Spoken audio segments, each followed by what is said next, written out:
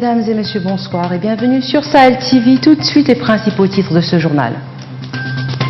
C'est décidé, la date du 27 octobre a été choisie pour la reprise du scrutin au niveau des communes d'Arafat et d'Elmina. Les électeurs vont retourner aux urnes afin de départager l'UPR et Tawassoul.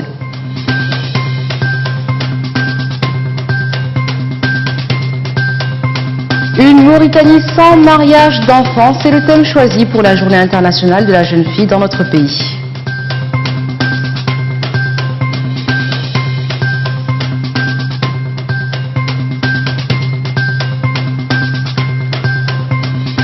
Le Mali est frappé à nouveau par les terroristes. 3 militaires ont été tués dans une localité frontalière avec le Burkina Faso.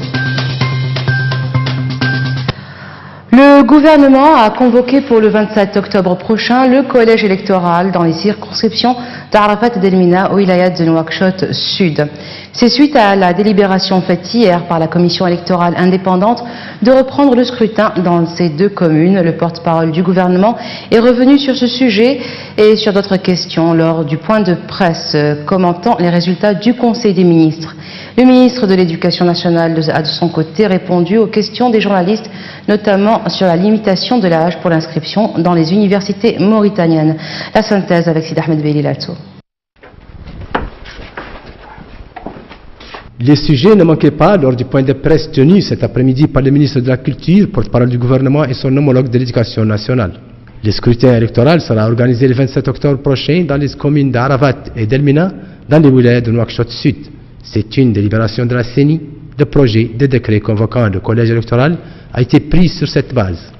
Concernant la demande faite par un groupe d'imams et érudits pour la réouverture du centre de formation des ulémas et de l'université Abdullah ibn Yassine, le ministre de la Culture a indiqué qu'il existe plus de 9000 ulémas en Mauritanie et que leurs divergences sont une bénédiction pour les musulmans. À une question relative à l'élection du député Boïdjel Hamouid, premier vice-président de l'Assemblée nationale, poste qui revient à l'UPR, le ministre a répondu que Boïdjel a été élu du fait qu'il a rallié la majorité et qu'il est normal que l'UPR lui cède le poste en question. S'agissant enfin de l'élection de certains ministres députés à l'Assemblée nationale, il a expliqué que la loi accorde à ces derniers 1 mois pour choisir entre les deux fonctions. Quant au ministre de l'Éducation nationale, il a indiqué que la limitation de l'âge d'entrée à l'université est une question qui ne doit pas être réglée de manière improvisée. Il a expliqué que la plateforme électronique qui gère les orientations n'a pas intégré pour certains cas les données relatives à l'orientation des candidats. La police mauritanienne a violemment réprimé une manifestation des étudiants du centre de formation des Ulama qui protestaient contre le maintien de sa fermeture par les autorités politiques du pays. Les manifestants avaient organisé un sit-in devant le siège de leur institution avant que la police ne lance sa charge contre eux. Elle a ensuite déployé des unités tout autour du centre pour dissuader les étudiants de l'approcher. Les préoccupations de la jeunesse seront-elles prises en charge par le nouveau Parlement? La question est plus que jamais à l'ordre du jour. La nouvelle Assemblée se distingue des précédentes par le nombre élevé des jeunes élus, dont certains ont à peine franchi l'âge de la majorité. Mais ils sont tous déterminés à bien remplir leur mission, à l'image du député Salek Oulna, un portrait signé Ndeiso Sidi. Salek Oulna entrant dans l'hémicycle. Ce Benjamin des députés représente la Muqata al-Dhar, nouvellement créée. Natif des années 80, Salek est porteur d'un ambitieux projet pour sa circonscription électorale. Nous les jeunes, nous avons l'énergie nécessaire pour accompagner les populations dans la recherche des solutions à leurs problèmes. Nous n'allons pas les décevoir. Leurs préoccupations seront transmises aux autorités concernées. Pour Salek Oulna, la voix des jeunes ne sera plus audible dans la nouvelle assemblée. Celle-ci compte beaucoup de jeunes qui vont sans doute prendre en charge les problèmes de la jeunesse. En tant que jeune, je poserai les problèmes de la jeunesse que je connais bien. Ces problèmes sont l'enseignement, le chômage chez les nouveaux diplômés notamment. Nous sommes issus de cette frange de la société et nous savons ce dont elle souffre. Salek n'est pas l'unique jeune à porter les espoirs des électeurs dans la nouvelle Assemblée nationale. Plusieurs partis ont misé sur la jeunesse. Une option qui permettra de créer un équilibre générationnel au sein de l'institution parlementaire et un pluralisme d'idées et d'opinions bénéfiques pour la consolidation de la démocratie en Mauritanie. Haro, sur le mariage des enfants, une pratique sociale toujours en vigueur dans notre pays. Les autorités sont pourtant signataires de conventions internationales et régionales qui promeuvent la protection de l'enfant et en particulier la jeune fille.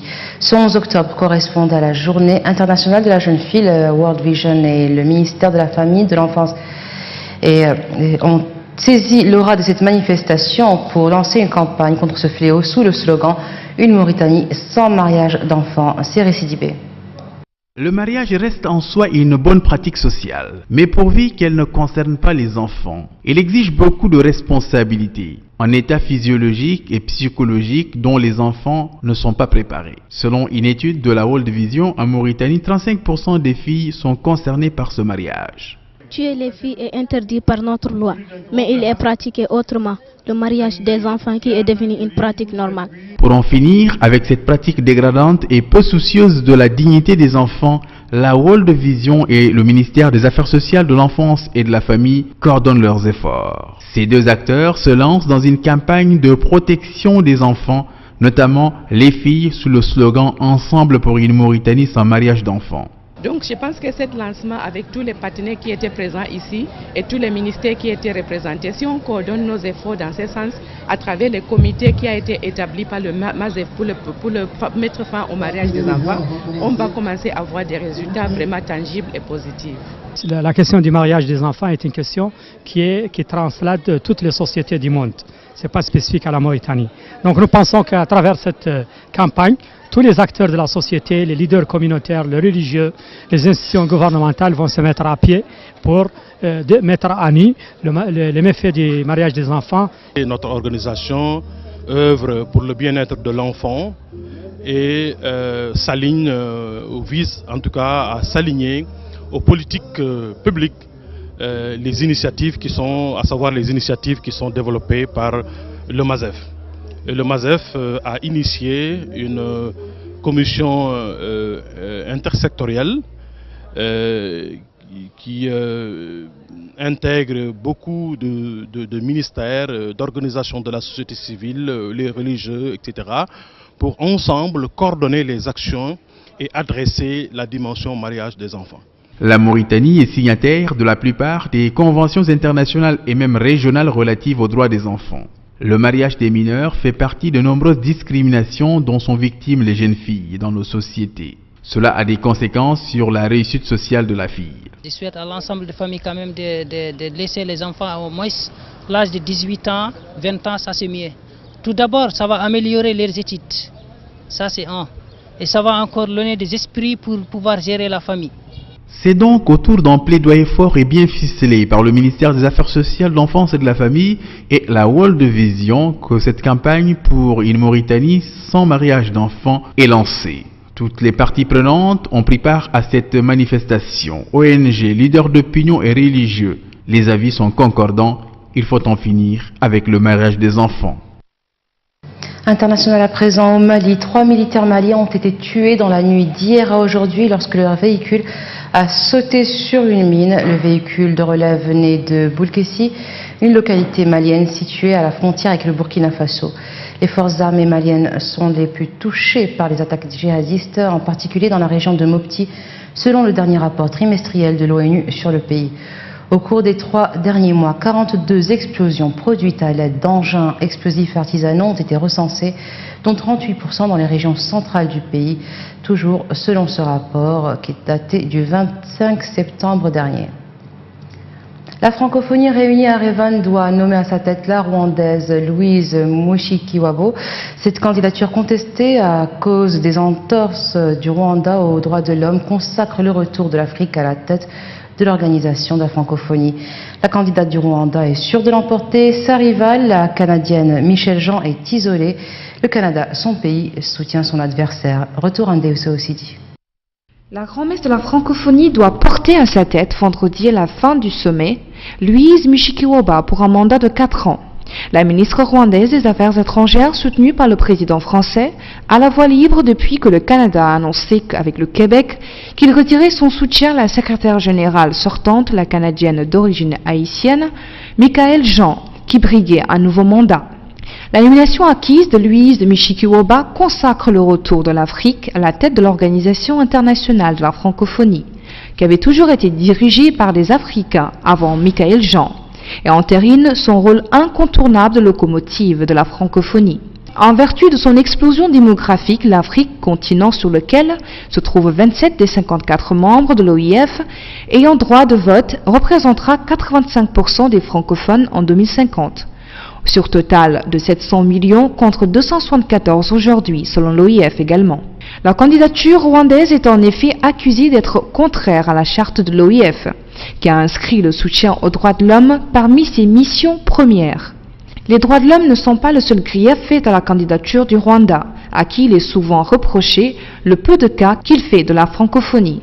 Le pays a remplacé le français par l'anglais en tant que langue obligatoire à l'école et a rejoint le Commonwealth pendant l'anglophone de l'OIF. Mais le plurilinguisme n'est pas contraire à la défense du français, que Emmanuel Macron veut inclusif, une position contestée par un nombre de puristes. Le combat fondamental pour notre langue est un combat pour le plurilinguisme, a répété le président français. Francophonie toujours, l'Arabie Saoudite a finalement retiré sa demande d'adhésion à la francophonie après avoir suscité une levée de boucliers accusée notamment de violation des droits de l'homme. L'OIF devait étudier la candidature saoudienne cet après-midi en pleines interrogations sur la disparition mystérieuse en Turquie du journaliste saoudien Jamal Khashoggi, très critique envers le pouvoir saoudien. Le royaume a fait parvenir un courrier à l'OIF au premier jour de son sommet à Erevan demandant le report de la demande d'adhésion selon Bertin Leblanc, secrétaire du secrétariat de cette organisation. En Égypte, 17 personnes ont été condamnées à mort aujourd'hui par un tribunal militaire pour des attentats contre des églises en 2016 et 2017, attentats qui ont fait 74 morts au total. Par ailleurs, 19 personnes ont été condamnées à la prison à perpétuité et 10 autres à des peines de 10 à 15 ans d'emprisonnement dans ce dossier concernant les attentats du Caire en décembre 2016 et de Tanta et Alexandrie en avril 2017. Ces attaques avaient été revendiquées par Daesh. Et voilà, ce sera tout pour aujourd'hui. Tout de suite, le rappel des titres. C'est décidé, la date du 27 octobre a été choisie pour la reprise du scrutin au niveau des communes d'Arafat et d'Elmina. Les électeurs vont retourner aux urnes afin de départager l'UPER et Tawassoul.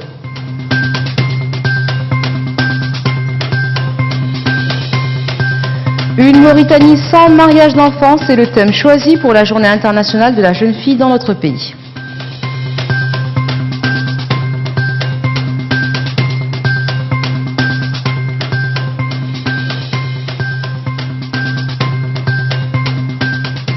Le Mali frappé de nouveau par les terroristes, 3 militaires ont été tués dans une localité frontalière avec le Burkina Faso.